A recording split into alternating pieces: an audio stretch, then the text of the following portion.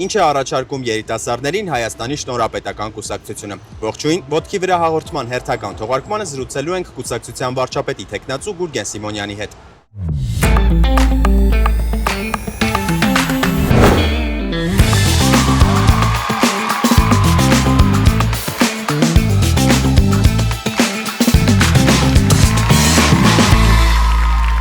Պարոն Սիմոնյան, ինչ եք անում երիտասարդ ընտրողների ուշադրությունը գրավելու համար։ Երիտասարդական բազմաթիվ ծրագրեր ունենք։ Ես անձամբ փորձել եմ երիտասարդական հաղորդումներին որոշ հարցազրույցներ տալ, կիսվել մեր ընդհանուր ծրագրով եւ բավականին ուշագրավ հետազոտություն ենք իրականացրել Հայաստանի շնորհապետական կուսակցության շրջանում։ Մենք արձանագրել ենք մի բան, որ հաջողության բանաձևը եւ հաջողության հասնելու աստիճանակարգը մոդելը տրված չի հայ երիտասարդներին։ Եկեք ավելի կոնկրետացնենք։ Օրինակ կրթության ոլորտում, բարձրագույն կրթության ոլորտում ինչ ծրագրեր ունեք, ինչ բարեփոխումներ եք պատրաստվում անել։ Մեր գլխավոր շեշտը եւ արժեքը մարդը պետք է լինի, նշանակում է մարդու կայացման տարիքը պետք է իջեցնել։ Դպրոցները ֆինլանդական եւ ճապոնական եւ ամերիկյան փորձը նկատի ունենալով պետք է իջեցնել 9-10 տարվա, բայց ստանան իրապես կոմպետենտ եւ բարձր մակարդակի կրթություն, հանրակրթություն, որից հետո եթե համապատասխան մոգը, համապատասխան բալային համակարգով աստիճանը բավարարում է,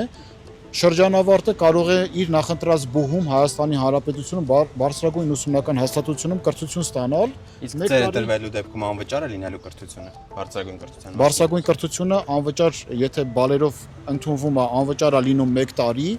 եթե 1 տարի բուհում սովորելու բալային համակարգը բավարարում է, անվճարը շարունակվում է, եթե ոչ թևակողմա վճարովի։ Եթե չի բավարարում, ապա միջին մասնագիտական ուսումնական հաստատություն է փոխանցվում, այնտեղ 3 տարի կրթություն է ստանում, բայց մենք նաև մոդել ենք սահմանել, որ 18 տարին լրացած երիտասարդը 1 տարի զինվորական ծառայություն պետք է անցնի։ Այս առումով, երբ որ հնարավորություն ես ունենում զինվորական ծառայությունը կրճատել 1 տարվա, դպրոցական ուսուցումը կրճատել մինչև 9-ից 10 տարվա շրջանակում, ստացվում է 21-25 տարեկան երիտասարդները հնարավորություն են ունենալու սոցիալիզացվեն, գտնեն աշխատանք, կազմեն ընտանիքներ եւ առհասարակ դառնան կայացած անհատականություններ, որոնք բարիքի արարման համատեքստում կսկսեն աշխատել։ Իսկ կրթության ոլորտում բովանդակային ինչ փոփոխություններ եք անելու, որովհետեւ երբ խոսում ենք երիտասարդների հետ, արագիցներից հետ զրուցում եմ, ասում են, որ կրթությունը ունի բովանդակության խնդիր։ Միջազգային վարկանիշային սանդղակում մեր բուհական համակարգը շատ վատ դիրքավորում ունի։ Եթե չեմ սխալվում, առաջնակարգ բուհերից մեկը Երևանի պետական համալսարանն է եւ կրկին, եթե չեմ սխալվում, 800-րդ տեղում է գտնվում աշխարհում։ Սա մեզ համար իմ կարծիքով պատվաբեր չի, առավել եւս որ հայ ժողովուրդը միշտ պարծեցել է իր մտավոր ունակություններով, տաղանդով եւ առհասարակ հնարավորություններ գիտության ոլորտում, կրթության ոլորտում եւ այլն։ Բայց այժմ մինչև 2030 թվականի ռազմավարության մեջ ներառել են, որ մի քանի հայաստանյան բու պետք է թոփ բուհերի ցանկում մտնեն։ Պետք են այլ բան է, բայց արված գործը չենք տեսնում։ Օրինակ, ես համարում եմ, որ բուհական համակարգի կենտրոնացումն էլ ժամանակակից աշխարհում վտանգավոր է խիստ։ Նույն ակադեմիական քաղաքի շարունակելու ծրագիրը։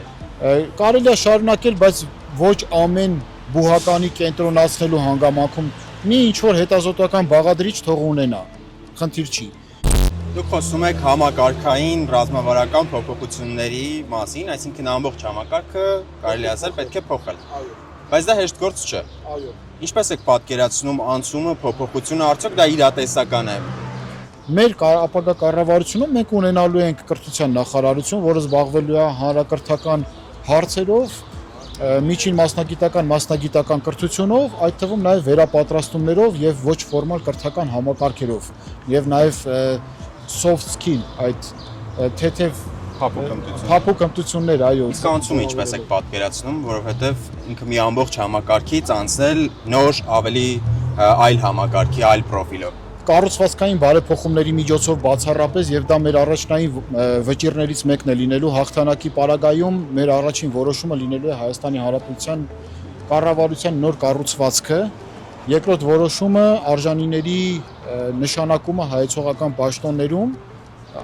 արժանի ասելով նկատի ունենք այն մարդիկ, ովքեր որ ոլորտների փայլուն գիտակներ եւ մասնագետներ են, որոնց որ 6 ամսյա կտրվածքով հնարավոր կլինի փորձաշրջանով նշանակել պաշտոնի, եթե վավերացնում է մեր ռազմավարությունը։ Ու սկսել աշխատել։ Աշխատանքով է լուծվում հարցերը բոլոր եւ եթե առաջին քայլը չես անում, նշանակում է դու երբեք չես հասնի քո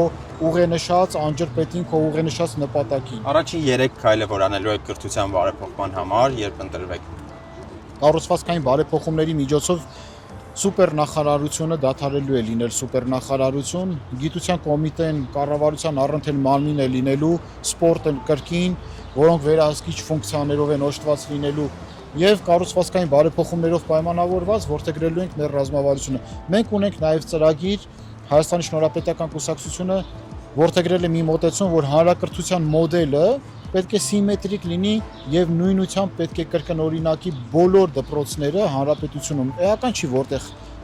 աշակերտը կգնա դպրոց։ Դա կլինի Ագարակը Մեղրին, դա կլինի Երևանը, Երևանի կենտրոնը, թե կլինի Տավուշում որևէ մի գյուղ եւ այլն եւ այլն։ Խոսում ենք ծրագրերի մասին, բայց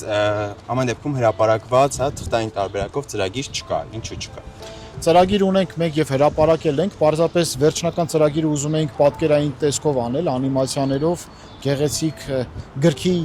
շրջանով։ Մի քիչ այդ խմբագրական եւ դասավորչական աշխատանքները մեզ մոտ ձգձգվեցին, նկատի ունենալով նաեւ ահռելի ծանրաբեռնվածությունը եւ զբաղվածությունը։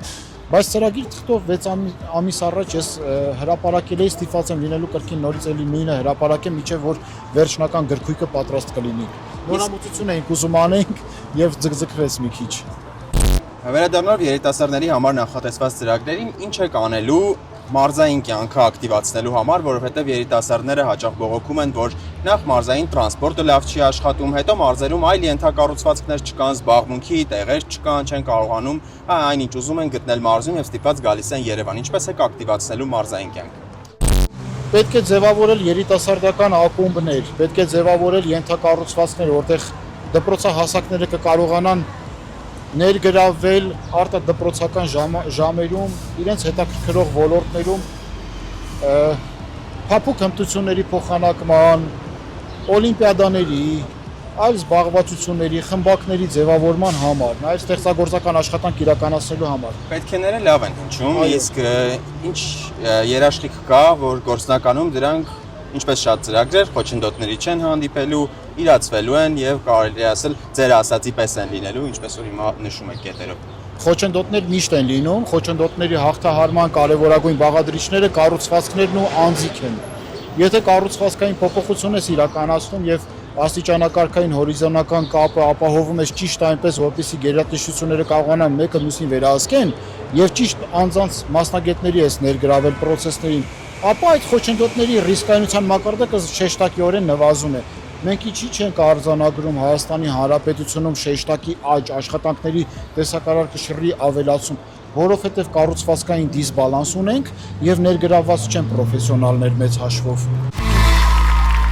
Ինչպես եք ապահովելու, որ բարձրագույն կրթություն ստանալուց կամ միջին մասնագիտական կրթություն ստանալուց դպրոցն ավարտելուց հետո երիտասարդները կարողանան գտնել աշխատավարձ եւ պատշաճ բարձրադրվող աշխատավարձ։